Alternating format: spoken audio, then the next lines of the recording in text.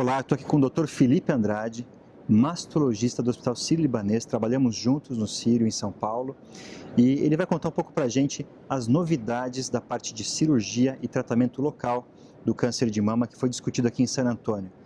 Felipe, hoje de manhã teve um debate até engraçado, né? Porque um colega do Reino Unido e um americano debatendo a questão de cirurgia, mastectomia versus cirurgia conservadora seguida de radioterapia. Qual venceu? Sim. Qual foi sua visão dessa discussão como médico brasileiro aí entre esses dois anglicanos? Sim. Marcelo, primeiro, obrigado pelo convite, é um prazer estar com você. Realmente foi uma discussão muito bacana, esse tema ele tem sido recorrente.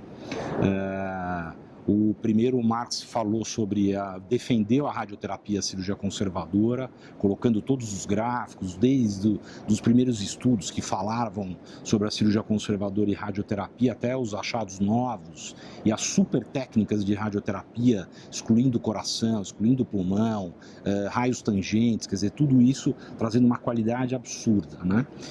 E na sequência, o Alastair, que é cirurgião e está aqui nos Estados Unidos, na Baylor, ele é meu amigo, inclusive, ele falou sobre a mastectomia e defendeu, obviamente, a ausência dos efeitos colaterais da radioterapia, né, e tudo que as técnicas de reconstrução permitem em termos de qualidade de cirurgia. Foi uma discussão muito bacana e no final, Marcelo, assim, a conclusão do debate, ela foi assim, eu preciso conversar com a minha paciente, ela precisa entender quais são os efeitos colaterais de cada tipo de terapia, o que pode acontecer, discutir com ela e deixar ela também opinar, obviamente, nesse cenário e encontrar a melhor opção. Tem espaço para as duas técnicas que são muito equivalentes. E o que eu achei interessante é exatamente isso.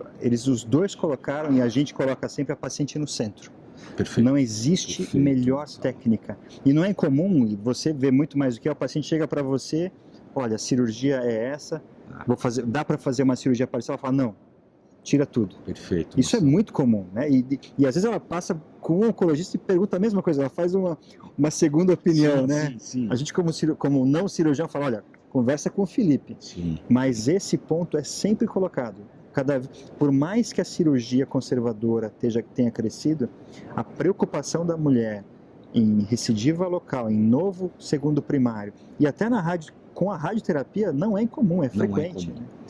E assim, e a discussão no final, teve até uma paciente, né, a gente tem muito advocacy, né, pacientes que assistem ao congresso, né, e ela fez uma pergunta, inclusive foi aplaudida, né, assim, a clareza na discussão, né, Marcelo, assim, e uma coisa que é muito importante, você defende isso, eu sei, que é a multidisciplinaridade. Então, assim, se eu puder discutir com você, eu como cirurgião, discutir com você como oncologista e um radio-oncologista, e nós três acertarmos uma conduta, é muito provável, de comum acordo com a paciente, que ela vai ter o melhor.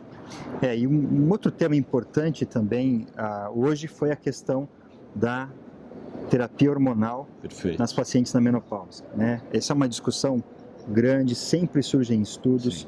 Nós temos essa coorte grande, né, o Women's Health Initiative, com mais de 58 mil mulheres acompanhadas.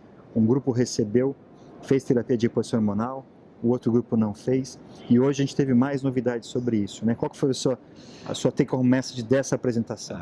Marcelo, assim, eu tenho muito, de uma forma cronológica, muito claro o WHI que aconteceu no meu período de residência, foi entre 92 e 95, onde foi feita a publicação.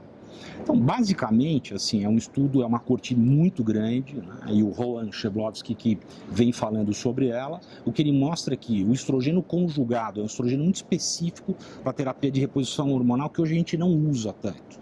Associado à medroxiprogesterona, aumenta o risco de câncer, isso é uma coisa clara. E que o estrogênio isolado, ele não só não aumenta, como ele pode até melhorar em relação a ter um efeito, de certa forma, protetivo em relação à mama. Esse é um achado muito bacana, ele colocou uma série de gráficos, tá? Uma corte que, periodicamente, ela vai voltar aqui, mas sempre considerando, Marcelo, esse estudo foi muito criticado no início, porque ele começa a oferecer a terapia de reposição hormonal para pacientes idosas, já com 60 anos. Então, assim, existe uma discussão clara em relação a isso, mas como sempre, uma apresentação muito bacana do João.